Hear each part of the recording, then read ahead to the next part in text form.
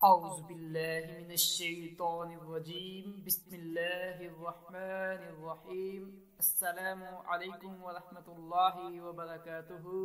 آج کا سوال ہے کہ پاک مٹی تیمم کے لیے کیسے حاصل کی جا سکتی ہے؟ سطح زمین کی جتنی شکلیں ہیں سوائے خالص پتھر کے وہ مٹی ہی کی قسم شمار ہوتی ہیں۔ مٹی کی تمام صورتوں سے تیمم کیا جا سکتا ہے، مثلاً مٹی، ریت، گرد و غبار، کچی دیوار اور کسی چیز سے بھی مٹی خلط ملط ہو تو اس سے تیمم کیا جا سکتا ہے۔ تیمم کا مسنون طریقہ کیا ہے؟ ہر کام کا دار و مدار نیت پر ہے، لہٰذا تیمم کرتے ہوئے طہارت کی نیت کریں۔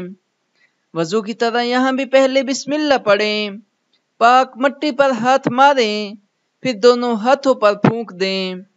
دونوں ہاتھوں سے پہلے منہ کا، پھر دائیں ہاتھ سے بائیں ہاتھ کا اور بائیں سے دائیں ہاتھ کا مسح کر لیں، یا پہلے دونوں ہاتھوں کا مسح کریں، یعنی دائیں سے بائیں کا اور بائیں سے دائیں کا، اور پھر چہرے کا مسح کریں۔ جزاک اللہ۔